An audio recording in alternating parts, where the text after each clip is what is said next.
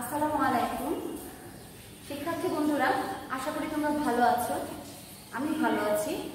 আমি ফাতেমা তানজিম, সহকারী শিক্ষক, government model girls high school, ব্রাহ্মণবাড়ি।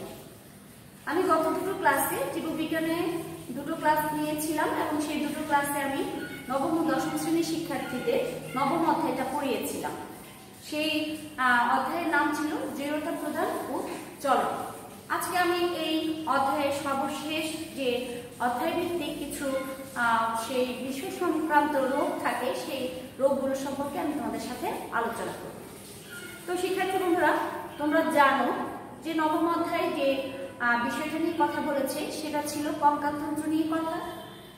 জীবদেহের যে কাঠামো তৈরি করেছে তাদের নিয়ে কথা ছিল। সেখানে অস্থি, তরুণাস্থি, তাদের গঠন নিয়ে কথা ছিল, তাদের অস্থিবন্ধনী নিয়ে কথা ছিল। আজকে অস্থির এবং অস্থি সংক্রান্ত যতগুলো রোগ আছে সে সম্পর্কে আমরা জেনে নেব। তো কঙ্কালতন্ত্র বা মানবদেহের যে গঠনতন্ত্রটা আছে বা কাঠামো যে তৈরি করেছে তাদের নিয়ে দুটো রোগ আছে, আমরা দেখেছি। একটার নাম হলো অস্টিওপোরোসিস এবং আর্থ্রাইটিস। এই অস্টিওপোরোসিস এবং আর্থ্রাইটিস আমরা জানি যে এই দুটো রোগই একটু বয়স্ক মানুষের জন্য। আমি যখন তোমাদের ক্লাসে পড়াই, বিভিন্ন অধ্যায়ে যখন পড়িয়ে যায়, তখন কিন্তু আমি কিছু কিছু ক্লাসে বলি যে এই রোগটা হচ্ছে তোমাদের ছোটদের জন্য, এই রোগটা হচ্ছে আমাদের বড়দের জন্য। এই রোগটা আসলে ছোটবেলায় এর সিমটমগুলো থাকে, বড়বেলায় এসে সে একদম চূড়ান্ত হয়, এরকম কিছু কথাবার্তা বলে থাকি। তো আজকে আমরা যে দুটো রোগ সম্পর্কে জানবো, সেই দুটো রোগ কিন্তু হচ্ছে বয়স্ক, মানে আমাদের মতো বয়সী যারা আছে তাদের এই দুটো রোগ। একটার নাম অস্টিওপোরোসিস এবং আর্থ্রাইটিস। তো এই দুটো রোগ 40-এর পরে যাদের বয়স তাদের ক্ষেত্রে এটা হয়ে থাকে। যারা আমরা কঙ্কালতন্ত্রের গঠনে যারা সাহায্য করে তাদের সম্পর্কে যখন আমরা উদাসীন হয়ে যাই, তখন তাদের আমরা এই রোগগুলিতে আক্রান্ত হওয়ার সম্ভাবনা বেশি থাকে। প্রথম যে রোগটা হবে সেটা রোগটা নিয়ে আমি কথা বলতে চাচ্ছি, সেটা হলো অস্টিওপোরোসিস।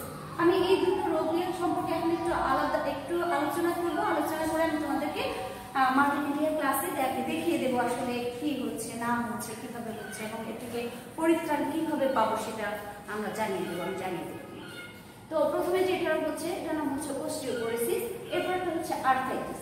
এই দুটোই কঙ্কালতন্ত্রের রোগ, কিন্তু আমাদের আগে জানতে হবে দুটো অ্যাকচুয়ালি কোথায় হচ্ছে, মূলত তাদের কাজটা কোথায় হচ্ছে। অস্টিওপোরোসিস যে রোগটা সেটা হয় হাড়ে, হ্যাঁ হাড়ে রোগটা হবে। আর আর্থ্রাইটিস যে রোগটা সেটা হবে দুটো হাড়ের মাঝে, মানে অস্থিসন্ধিতে। যখন অস্থিসন্ধিতে কোনো রকম প্রদাহ বা ব্যথা বা বিশেষ ধরনের সমস্যাগুলো যখন হয়, তখন সেটা আমরা ধরে নিই যে আর্থ্রাইটিস, বাত ব্যথা এরকম যে বলি। তো অস্থিসন্ধির যে রোগ সেই রোগটা হচ্ছে আর্থ্রাইটিস, আর অস্থির যে রোগ সেটা হচ্ছে অস্টিওপোরোসিস। তো অস্টিওপোরোসিসে দেখা যায় যে পুরুষদের ক্ষেত্রে কিছু কিছু কারণ থাকে, মহিলাদের কিছু কারণ থাকে, সেই কারণে এটা হয়ে থাকে। তো অস্টিওপোরোসিস মূলত হচ্ছে কি ক্যালসিয়ামের ঘাটতিজনিত রোগ। আমরা জানি যে অস্থি তৈরি হচ্ছে ক্যালসিয়াম, সোডিয়াম, পটাশিয়াম এদের জন্য। তো ভিটামিন ডিও এখানে মুখ্য ভূমিকা পালন করে। তো ক্যালসিয়ামের ঘাটতি যখন বেশি বেশি হবে, তখন আমাদের হাড়ের যে সমস্যাটা হয় বয়স্ক মানুষদের, সেটাকে আমরা বলে থাকি অস্টিওপোরোসিস। মূলত ক্যালসিয়ামের ঘাটতিজনিত যে রোগটা হয়, ভিটামিন ডি এর ঘাটতিজনিত যে রোগটা হয়, সেটাকে বলা হয় অস্টিওপোরোসিস। তো অস্টিওপোরোসিসের ক্ষেত্রে পুরুষদের বেলায় একরকম, মহিলাদের বেলায় একরকম। পুরুষদের যারা স্টেরয়েড জাতীয় ওষুধটা বেশি খায়, অলস জীবনযাপন করে, তারপর কায়িক শ্রমটা কম করে, সেই ক্ষেত্রে পুরুষদের এই রোগটা হতে পারে। আর মহিলাদের ক্ষেত্রে একটা বিশেষ শারীরিক অবস্থায় যখন তারা পৌঁছে যায়, যেমন যেটাকে আমরা বলি মেনোপজ যখন হয়, তখন তাদের হাড়ের যে ঘনত্বটা আছে সেই ঘনত্ব যখন কমে যায়, তখন এই অস্টিওপোরোসিস রোগটা হওয়ার পসিবিলিটিটা বেশি থাকে। তো ওই সময় আসলে হয় বেশি। তো আবার মহিলাদেরও যদি তাদের কাজের মানে শারীরিক ওজন বেশি হয়, তাদের কায়িক শ্রমটা কম হয়, সেই ক্ষেত্রেও অস্টিওপোরোসিসটা হয়।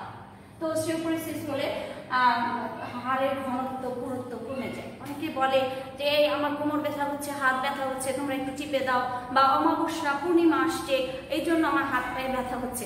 আসলে অমাবস্যা এবং পূর্ণিমার সাথে এই ব্যথার কোনো সম্পর্ক নাই। হাড়ের যখন ক্যালসিয়ামের ঘাটতি হয় তখন এই রোগটা হয়ে থাকে। তো যদি কেউ বলে যে আমার হাতটা একটু টিপে দাও, হাত পা টিপে দাও, কখনো সেটা দিতে যাবে না, বরং তাকে ধরে কি করবে, দুধ খাওয়াই দেবে, 1 গ্লাস দুধ খাওয়াই দিবে, বা ভিটামিন সি জাতীয় খাবারগুলো আছে যে তাকে সেটা খাইয়ে দেবে। তো এই রোগটা যখন মানে হয় তখন তার কিছু সিমটম হয়। সিমটম হবে কি, কোমরের পেছনে ব্যথা হবে, তারপরে এই কোমরের পেছনে ব্যথা হবে, তারপর জয়েন্টে জয়েন্টেও ব্যথা হবে। তো সেই ক্ষেত্রে তখন তার কি হবে, হাড়ের পুরুত্বটা আমরা ঘনত্বটা মেপে নিয়ে তখন যদি বুঝতে পারে যে তার অস্টিওপোরোসিসটা হয়েছে, তখন তার সেই অনুযায়ী তার ব্যবস্থা নিতে হয়। যেমন আমরা দেখি যে কিছু কিছু মায়েদেরকে ডাক্তারের কাছে যখন যায় তখন তাদেরকে একটা ট্যাবলেট দেয়, সেই ট্যাবলেটটা গ্লাসে যখন গোলাপি বর্ণ, কমলা রঙের হয় না সবুজ বর্ণের হয়, সেই পানিটা রাখায়, আসলে ওইটা হচ্ছে কি ভিটামিন ডি। তো এই জাতীয় কিছু ওষুধ খেতে হবে। তারপরে ননি তোলা দুধ খেতে হবে। তারপরে কি হতে হবে, যাদের প্রেশার আছে, উচ্চ রক্তচাপ আছে, এই ননি তোলা দুধ বা দুধ জাতীয় দ্রব্য খেতে সমস্যা হয়, তখন সেই ক্ষেত্রে তাদের কি করতে হবে, ভিটামিন সি যুক্ত ফলমূলগুলো খেতে হবে। এইভাবে এই জিনিসটা, এই রোগটা থেকে পরিত্রাণ পাওয়া যায়। এরপর আছে হচ্ছে কি আর্থ্রাইটিস। আর্থ্রাইটিস হচ্ছে বিভিন্ন ধরনের বাত রোগের মধ্যে একটা রোগ হচ্ছে কি আর্থ্রাইটিস। ছোটবেলায় যদি কারো কখনো রিউমেটিক ফিভার হয়ে থাকে, সেটা যদি প্রপার কোনো ট্রিটমেন্ট না হয়ে থাকে, তবে বড়বেলায় এসে যে রোগটা হয় সেটাকে আমরা বলতে পারি আর্থ্রাইটিস। তবে বাত রোগের মধ্যে অনেক রোগের যে কোনো একটা রোগ আমরা ধরতে পারি। অনেক ধরনের বাত রোগের মধ্যে যে কোনো একটা বাত রোগ হচ্ছে গিয়ে আর্থ্রাইটিস। তো এটা ছিল হাড়ের রোগ, আর এটা হচ্ছে গিয়ে অস্থিসন্ধির রোগ। এখানে কিন্তু অস্থিসন্ধি, দুটো অস্থির মাঝখানে যে রোগটা হয় সেটা। তো এই আর্থ্রাইটিস রোগটা কেমন হচ্ছে, এটা অনেকটা বংশগত কারণে হয়, কিংবা ওই যে একবার রিউমেটিক ফিভার হয়েছিল, তার প্রপার একটা ট্রিটমেন্ট হয়নি, সেই কারণে ওই আর্থ্রাইটিসটা হয়ে যায়। তো আর্থ্রাইটিস যাদের হয় তাদের একদম হাত পা বাঁকা বাঁকা হয়ে যায়, এই জয়েন্টগুলো ব্যথা হয়, সারাদিন ফুলে যায়, হাত পা নাড়াতে পারে না, এরকম অবস্থা হয়, সারাটা দিন 24 ঘন্টা সে ব্যথা অনুভূত হয়। তো সেই ক্ষেত্রে তাকে কি করতে হবে, এই যে জয়েন্টগুলো ব্যথা হচ্ছে, এই জয়েন্টগুলোতে তখন গরম শেক দেয়, ভারী কাজ করতে তাকে নিষেধ করে, বলে যে অল্প স্বল্প কিছু ব্যায়াম করেন, দিনের বেলা একটু ঘুমিয়ে নেন, ডাল জাতীয় খাবারটা একটু কম খান, এরকম কথাবার্তা বলে। এবং সেই ক্ষেত্রে ডাক্তাররা যে পরামর্শটা দিবে, এবং ডাক্তার যখন বুঝতে পারবে অ্যাকচুয়ালি তার বাত রোগটা আসলে আর্থ্রাইটিস পর্যায়ে চলে গেছে, তখন সেই আর্থ্রাইটিসের যে চিকিৎসাটা, সেই চিকিৎসাটা এগুলো দিবে। এক্ষেত্রে হয়তো বা জয়েন্টের মাঝখানে ইনজেকশনও হতে পারে, কিংবা কোনো ওষুধও হতে পারে। তো এখন চলো আমরা মাঝখানে ক্লাসে যে এই অস্টিওপোরোসিস এবং আর্থ্রাইটিস রোগগুলো সম্পর্কে একটু ভালো করে জেনে নিই। তাহলে আমরা চলো অস্টিওপোরোসিস ও আর্থ্রাইটিসের লক্ষণ কারণগুলো আমরা দেখে নিই। এগুলো দেখার প্রয়োজন নেই। অস্টিওপোরোসিসের কারণ, ক্যালসিয়ামযুক্ত খাবার যখন কম খাই আমরা, এর ঘাটতি হয় যখন, তখন এই রোগটা হয়। স্টেরয়েড জাতীয় ওষুধ যখন বেশি বেশি কেউ খায়, তখন এই রোগটা হয়, মানে একটু বয়স হয়ে গেলে। এবং মহিলাদের আমি আগেই বলেছি, মেনোপজ যখন হয় তখন এই রোগটা হওয়ার পসিবিলিটিটা বেড়ে যায়। তো এই খাবারগুলো আমরা একটু দেখে নেই। এই খাবারগুলো আছে, দেখো, কারো যদি উচ্চ রক্তচাপ ডায়াবেটিস থাকে, কোনো একটা খাবার খেলে তার সেই রোগগুলো বেড়ে যায়, তখন এর বিকল্প হিসাবে, একটা খাবারের বিকল্প হিসাবে অন্য খাবারগুলো আমরা নিতে পারি।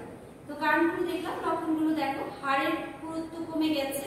হাড় আমি বলেছিলাম যে হাড় যদি কেউ বলে হাত পা টিপে দিতে, সেটা দিবে না, কারণ হাড়ের ঘনত্ব কমে গেছে, সেই হাড়টা ভেঙে যাওয়ার সম্ভাবনা বেশি থাকে। তারপর পিঠের পিছনে ব্যথা হবে, পেশির কাজ করার ক্ষমতা কমে যাবে। কাজ করার ক্ষমতা কমে যাওয়া মানে কি, পেশির সক্ষমতাটা কমে যাওয়া। তারপর হবে গিঁটে ব্যথা হবে, পায়ে অস্থিতে ব্যথা হবে, গিঁটে ব্যথা হবে। এই লক্ষণগুলো যখন আমি একজন বয়স্ক মানুষকে দেখবো, তখন আমি বুঝবো যে তার অস্টিওপোরোসিস হয়েছে। তখন দেখা যায় ডাক্তারদের কাছে গেলে তারা আমাদেরকে বিভিন্ন ধরনের ওষুধ খেতে হয়, ক্যালসিয়াম সমৃদ্ধ ওষুধগুলো দেয়। যেমন প্রতিদিন 1200 ml ক্যালসিয়াম গ্রহণ করতে হবে, মিলিগ্রাম ক্যালসিয়াম গ্রহণ করতে বলে। তারপর দুগ্ধজাত খাবার খেতে বলেন, শাকসবজি খেতে বলেন, সবুজ শাকসবজি যেটা কমলা রস, সয়াযুক্ত, এই খাবারগুলো যদি খাই, তাহলে আমরা এই অস্টিওপোরোসিস থেকে কিছুটা পরিত্রাণ পেতে পারি। আর প্রতিরোধ করতে হলে যে বিষয়টা দিকে আমাদের লক্ষ্য রাখতে হবে, ভিটামিন বি সমৃদ্ধ খাবার সবসময় খেতে হবে। নিয়মতান্ত্রিক জীবনযাপন করতে হবে।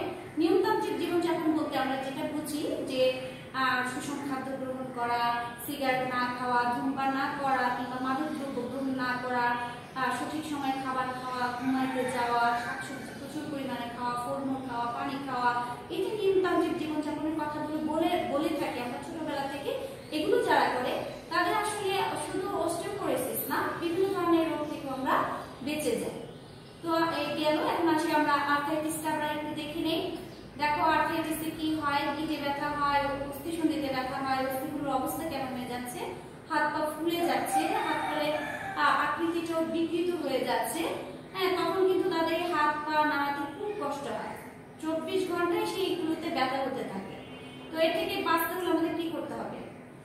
ভারী কাজ করা যাবে না, দিনের বেলা একটু ঘুমিয়ে নিতে হবে, গিঁটের উপর একটু গরম সেঁক দিতে হবে, হালকা ব্যায়াম করতে হবে। এদের কিন্তু কোনো ভারী কোনো ব্যায়াম দিবে না। হ্যাঁ, তারপর ডাল জাতীয় খাবার খাওয়া যাবে না। ডাল জাতীয় খাবার মূলত বিভিন্ন ধরনের রোগ বা রোগগুলো তৈরি করার জন্য যে দায়ী, সেই হয় বিভিন্ন ধরনের ডাল। হ্যাঁ, ডালটা খাওয়া যাবে না। তারপরে ব্যথা কমার জন্য ওষুধ যেটা দেবে সেটা খেতে হবে। আর স্বাস্থ্যসম্মত পরিবেশে বাস করতে হবে, খোলামেলা জায়গায় বাস করতে হবে। আবার এক্ষেত্রে বলবো আমরা যে নিয়মতান্ত্রিক জীবনযাপন করতে হবে, আলো বাতাস স্থানে থাকতে হবে, ব্যায়াম করতে হবে, সুষম খাদ্য গ্রহণ করতে হবে। আসলে এই কথাগুলো সব রোগের ক্ষেত্রেই আসে। তো আমরা দেখতে পেলাম এবং জানলাম আর্থ্রাইটিস রোগ এবং অস্টিওপোরোসিস রোগ। আশা করি তোমরা এটা খুব ভালোভাবে বুঝতে পেরেছো এবং পড়াটা তোমাদের পড়তে তেমন কষ্ট হবে না। সবাই ভালো থাকো, সুস্থ থাকো, আল্লাহ হাফেজ।